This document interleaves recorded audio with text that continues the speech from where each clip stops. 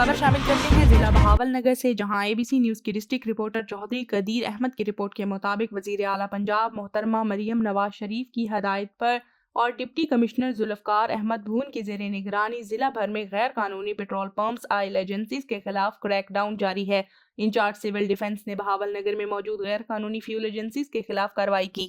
اس سلسلے میں مختلف ایجنسیوں کو چیک کیا گیا، جس میں سے 3 فیول ایجنسیز غیر قانونی طور پر کام کرتے ہوئے پائی گئیں، جس پر ان کے خلاف ایکشن لیتے ہوئے اسے سیل کر دیا گیا۔ ڈپٹی کمشنر کی ہدایت پر انچارج سول ڈیفنس نے مختلف LPG ایجنسیوں کے دورے کر کے آگ سے بچاؤ کے آلات کا معائنہ کیا۔ سیفٹی آلات کی کمی اور آلات صحیح کام نہ کرنے پر ایک LPG ایجنسی کو سیل کر دیا گیا، جبکہ مختلف مالکان پر بھاری جرمانہ عائد کرنے کے ساتھ ساتھ آئندہ کے لیے محتاط رہنے کی ہدایت کی۔